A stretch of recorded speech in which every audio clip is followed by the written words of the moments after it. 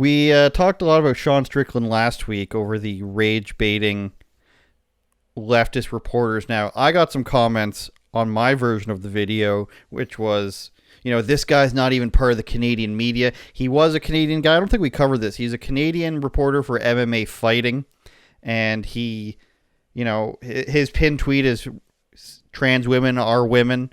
and that was, be sure to remember this before Sean Strickland fights. So that's where everything came from. Sean Strickland, of course, lost a very close fight, and I think he lost the middle 3 rounds, in my opinion. The judges agreed. I don't know about you. Did you see it? I had a live performance that day, but I Unbelievable. was trying to watch it on my phone while from what I seen, I didn't catch the first round, but I heard that he lost. I could see that it was going to be a split decision just based off, I saw 3 or 4 rounds. Yeah, I think Sean, he had more volume, but he doesn't do a lot of damage. And Drickus made more damage, did a few, move forward more. So looking back on it, I think it was a fair decision. And everyone's lying when they're like, "Oh, it's not a robbery." I knew it was going to be a split decision, but it's not a robbery. And it seems like a lot of the Mighty Mouse and Henry Cejudo, a lot of the fighters are like, "Nah, it was 3-2." So yeah, I didn't see the whole thing, but I could tell it was going to be split. So he's still going with all this stuff. And, he handled it pretty well. His post-fight interview was like, "I'm still going to keep going. Props to Dricus for this, for his victory. He's a good guy." Dricus only kissed one guy on the lips afterwards, so that was, he really kept it under wraps for that one. But Sean Strickland posted another video of him ranting essentially about the Matrix. Let's play that, and we'll get to him talking about, he also says he might run for office. We live in the Matrix where society actively tries to numb you. They actively try to say, hey, when you wake up at 4 in the morning and you have to go lay rebar in LAX and you don't make enough money, even though you work an 8-hour job with overtime, you don't make enough money to raise a family. So guess what? Now your wife also has to work a job. And then don't worry, the school system will raise your kids. And all while they do that, they beat you into the fucking dirt, and they say, hey, but you know what? You could try this new vodka, Jack Daniels. It's fucking great. Goes down smooth. And it's so difficult in life not to want to reach towards, even if it's a social media addiction, even if it's a sex addiction. It's so difficult in life for the average man to go work his ass off, come home, and still not have enough. And all you got to do is take a drag, take a hit, take a drink, and for that split moment, the worries go away. Yep. It's such a fucking struggle. I think what he's trying to say there is that it's very easy to succumb to the things that society pushes, and probably one of the arguments people have in favor of China is that their culture pushes hard work through all their social media and pushes people to accomplish things, albeit for a communist state, whereas a lot of the things that are pushed and popularized in the Western countries are, go do social media stuff or smoke cigarettes or do this and that, do OnlyFans, like he's saying. Do you think he has a point there, or do you think it's down to the individual, really? Nah, he's spitting. You definitely send me that if you can after too. I enjoyed that. I kind of took it as this, because he's said it similar stuff in a way edgier way. He's like, women belong in the kitchen, and people are like, well, what does he mean? There he was very eloquent, where he's like, listen, the reason that women are in the workforce is because a lot of times their man can't work. And I know that that's not true now, but when I always say this, when they put women into the workforce in men's roles, it wasn't for feminism. It wasn't for equality. It was because of the war. Men were off dying for their country, and they couldn't keep the businesses afloat. So they needed, at the time, I think they were floating the idea of temporary women in the workforce. But now you have a totally different problem. Not all women, but some, they do want to stay home with their kids, and they don't want to have to work. They want to be housekeepers, but they can't afford to because the economy is not as good. So that's kind of how I took it, where maybe 50 years ago, you could get that picket fence and have the wife with the normal job. But now that normal job, due to economic problems and probably a lot of other things, you can't afford to leave the wife at home. And then this is kind of the sling effect of that, is it's not like I'm saying women can't do stuff if they don't want to, but if you're not raising your kids as a woman and the man's working, then someone else has to raise your kids. You send them to government schools, you give them a nanny. And now instead of being around their parents for 12 hours a day, they're now around other people. So I think it's like the slide. And then, handling that, then it's like, here's alcohol, here's something to ease the pain. Pharmaceuticals he didn't mention. So I kind of took it in that direction. I think he's spitting, and yeah, I mean, that's a pretty epic soundtrack to what he was saying. But I think the guy, he's definitely onto something, and I think he definitely knows what he's talking about and cares. So he's onto something. Yeah, I think one of the most interesting lines I've been told before was from Sam Sorbo, Kevin Sorbo's wife. She said that you send a child to Catholic school to become Catholic. You send a child to Jewish school to learn more about Judaism, and you send a child to public school to learn more about, the government, essentially. I'm misquoting her, but the idea is that if you're sending a child to a government-run school, then the child is inevitably going to take on, viewpoints and ideologies that are pushed forth by the government. And I don't think people really thought about that until maybe the dawn of public schools, or until the last 6 or 7 years when they started realizing that, teachers have an agenda as well. Now, I don't think the teachers that I grew up with were pushing really anything on me other than what were good things, except for maybe that space is real, which, is a big problem now. It's gay. It's really gay, space. No, I'm just going to go. But my teachers were very nice. I don't recall a political thing ever being pushed upon me, maybe in the Lord of the Rings sense. But now you sort of have to worry, and you end up asking inevitably people who have kids. Myself, I end up asking my sister and my brother what they're teaching their kids, and they say some of the stuff, they have to push back on, even out in the country where they raise their kids. Now, my brother has 10 kids. They're all homeschooled, so he doesn't have to worry about them being indoctrinated by anything other than what he wants them to be. But my sister, she tells me about how, her young kid comes home and they reference how there's like 10 different trans kids at their school. And you wonder how that happens, because this is not something we've even heard of when we were kids going to school. So you really have to be aware of whatever is in your curriculum. And I think Sean Strickland is hitting the nail on the head when he says there are things that are being pushed that are not for your benefit. And it's very easy to pick up something that's probably not good for you. Now, he is also talking about possibly running for government. You said this to me earlier, and I thought this was hilarious, but I think it's a very serious possibility. And in the world of, Marjorie Taylor Greene and AOC, I think if you pick the right constituency, you have a very good chance of winning, even if you're a regular person. AOC was a bartender. I don't know what MJT, as they call her, did before, but she seems like a very regular person. Here's what Strickland said: after I'm done fighting in a few years, I'm sitting on a big pile of money, I will probably run for some public office position. I will never win, but I'd rather do something I care about instead of starting a CBD company. Yeah.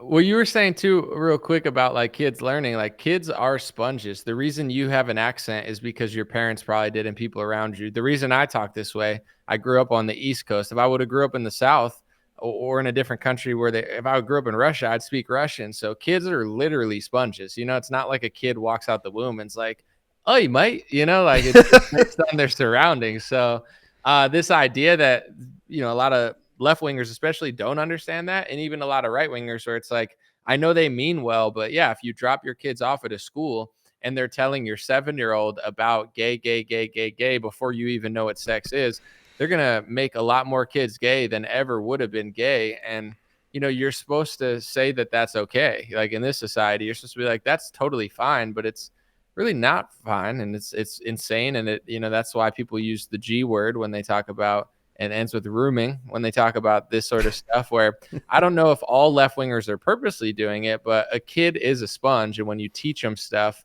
they don't need to know certain things at certain ages. And if you're a Christian, they don't really ever need to, they could know about it, but they don't need to think that that's good or anything. So it would be like telling a kid, it's good to be fat, eat all the food, and it's fatophobic to say otherwise. Like, it's At a certain point, the adult is supposed to lead the kid in the right direction. But in a society where you don't know what's right and nobody can agree what's right, and that's another thing. I'm sorry to go on a little tangent because I know Strickland is president, but in a country like this country wasn't all Christian, but a lot of the values were based off that, and everybody agreed, at least in my country at one point. And then once you lose that, people cling to a different religion, whether it's like the religion of believing a political party or believing a politician or believing that the world is going to end because of the people on the earth. And there's always going to be a substitution for that. So if you look at the 1900s, a lot of the schools were done by the churches, and then they passed some sort of law that said that they needed to separate church and state. And then the government became the main teacher. And that's the sort of thing where, it's a long debate and it's a slippery slope, but I do think a lot of these things need to be revisited. And someone like Sean Strickland, he absolutely could win. I think he would get his message out there. And if he's not afraid of, like he says, what a crazy life he's led, if he's not afraid of the skeletons in his closet, then that man is going to, potentially make a bigger splash than, I'm not going to say Trump, that's maybe impossible, but if people think Vivek, the hedge fund manager turned pharmaceutical CEO, turned I cried on January 6th, turned I wrote a book calling Trump a sore loser, turned 1776. If people believe Vivek, dude, Sean Strickland can times 10 that, because he's not acting and not selling anything. He's just a real American, real one.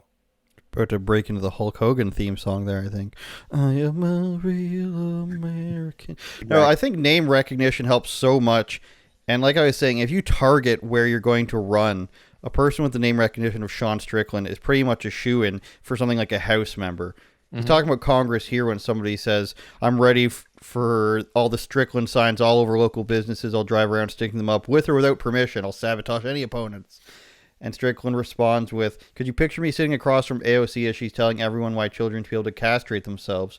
Come on, you guys.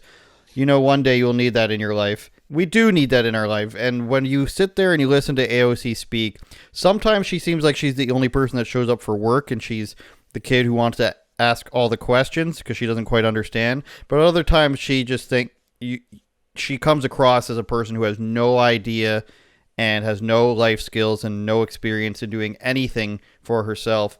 But, this is politics as we know it today. Mitch McConnell freezing up there. We had, I'm forgetting her name right now, wheeled up in a wheelchair. Dianne Feinstein, Chuck Schumer, Nancy Pelosi can barely stand. She drinks so much. There's so many people in Congress and in the House that you wonder every day how a person like that got in there. So I don't think Sean Strickland is neither a far reach from getting in office, nor would he be one of the most extreme people just because he's a little bit crass and has no filter. The ceiling for him he's not even close to the ceiling. With Sean, it's kind of like with Candace, and I mean, Candace is like huge, Candace Owens. I found her video when she was relatively unknown, and I have good like A&R kind of radar. I'm not an A&R, nobody pays me to do that, but I was like, this is really good. Like I have good taste. Let's just put it that way. I'm not one of these people that I need to be told who's a star or I need to be told what's good. If it's good, I'll be like, that's better than people realize. And Candace was that way. She blew up and like I'm taking zero credit for it. She's made herself everything she is. But I saw it when a lot of people didn't, like, yo, that's a smash. With Sean, it's the same way. I'm sure there were millions of people before me, but before he started really going viral in conservative spaces, I watch MMA. I've been watching for years now. And I'm like, dude, this guy is on like another level of not only raw and just like blunt, but really funny and really honest. And, Colby Covington plays this like Trump supporter character where he's like, I'm Republican, but he just says generic talking points. Like he would call Sean Strickland sexist because Sean Strickland said women shouldn't work. Like that's the level of like how much further Sean was taking it. And I don't think he was ever supposed to win the championship. Like he was kind of just supposed to be one of those crazy fighters who shows up top 10, but like never really breaks through and just wants the money and just likes to fight. So he'll take any fight. And he won as like one of the biggest underdogs in recent history for championship. And now that he got that level that I think they never planned on giving him or letting him get, or maybe they thought he'd never get there, he was exposed to everybody. Once you're the champion, more people, and like he is that good, he is that funny. He's really popular now, but I still think he has like 100 times further to go. So I just hope he can stay mentally healthy and like the press and crazy people don't get to him, because if he really wants to run for office and he really wants to push it, like those rants and those speeches he does, they're, in some people's opinion, hateful and crazy. In my opinion, comedic genius. The timing is insane and the message is spot on. It's just rough around the edges. So I think he's nowhere near the ceiling. He's one of those people that the only thing that can really stop him is him. If like the fame and attention gets to him. I hope he runs. I hope he wins, and I think he could be a bigger star than Vivek Ramaswamy. I mean, he probably already is just based off of sports, but like, dude, he could be like the next guy in politics if he wants to. I think he's just a little. I don't want to say this in a bad way, but like he's the guy that just like shows up like on his motorcycle, like, I'm ready to go. And in politics, he'll have to surround himself by people that don't stop who he is, but kind of take care of the normal work, because yeah, it might be like a quick come and go if he doesn't have those people around him, because I don't think he's here for a long time. I think he's here for a good time. So I'm pumped about it, man. I hope he enters. I hope he becomes a thing on C-SPAN, and that would be the best thing that ever happened to politics. Yeah, I think Covington plays the WWE role, but I did find myself wanting Strickland to win just because I think we need that type of commentary around. I think we need a person, obviously in the UFC, where they will do their best not to censor somebody. I think we need a person around at this time to push the boundaries. And as we saw in those interviews, getting reporters to gasp at him, and they can't do anything about it because the goal of the reporter in many of these cases is to shame them and shut them up because they're espousing an opinion they don't like, no matter what, opinion they're talking about, whether it's the trans agenda or if they're just talking about the border or anything like that. They are using their namesake, their email suffix, whether it's the Washington Post or the New York Times, to try to silence somebody, their byline to try to silence somebody. And it's not going to work to somebody who fights for a living and gets paid, I don't know, probably $1 million a fight at this point, if not more. So I do hope he contends for the title still. I think he's, 34 or 35? I'm not sure how many years he has left in him. Usually 36 is where about the top of the food chain is capping off at this point in the UFC. So I'm hoping that we just get a lot more sound bites out of him. He's 32, so he's got 32. So yeah, he's got quite some time. As long as we keep getting sound bites out of him and he keeps pushing the boundary, pushing the envelope, then I hope he's staying in the top 5 and he's able to do that. Yeah, and I want to say real quick too, the other fighter that I think is going to like times 50 his reach right now is Bryce Mitchell. I hope he stays healthy. I hope he's all right after that shot. And he's young. He's under 30. He's not only really good at fighting, but I think he's super intelligent. I think that he talks about farming, a lot of important stuff. He is a farmer. And if he can win a few fights and get in the public consciousness even more, I think he's going to take it to another level, because Sean's more like F you, wild boy. You know what I'm saying? Like don't care. Bryce is a little more calculated with it and a little more like soft spoken. I think he's going to be like a super, super huge star and just a good person, good American. I like them way more than Colby Covington. I think they truly care about America and they have a message. Him, I think he's just kind of playing a character. And I mean, you could tell he's playing a character, because what type of Republican or conservative would call another conservative a sexist? Like that like that's so lame, and like he's like, oh, Sean Strickland's a sexist, like because he's here to do stuff. And it's like, bro, that's so cringe in my view. Oh, for sure. And he doesn't act like that. He doesn't act in his character when he's not doing UFC related stuff. Like I've seen him on other videos where he's just really quiet and reserved, so it's a little bit strange. Everyone says that. They say, oh, he's a nice guy outside of his character. So what is that like if everybody, literally everyone in the UFC, thinks he's just playing a character, and they're like, oh, he's not that guy. So it's like he's like doing it, but that's kind of a weird dynamic, to know that everybody knows that you're kind of putting on an act, but then you pretend like you're not putting on an act. I don't know. I think Sean, he butters it up and hypes it up a little, but he is that guy. He's just like overdoing it because it's funny and it's like a defense mechanism to just be wild. But he is that guy deep down inside. And Bryce is really being himself. Like there's no layer of not being himself. I like the authenticity, but dude, Colby went on freaking Jesse Waters and convinced him that he got robbed because he's a Trump supporter, which totally never happened. And Jesse Waters bought it because he doesn't watch fighting. And like everybody was like, oh, they're just because it's believable that a fighter would lose because of their politics. Like that's not crazy in this day and age, but that's just like it just shows you some of the opportunists on the right that know and exploit, you know. That was crazy, but yeah, he definitely lost that fight. Turn it up, Jordan.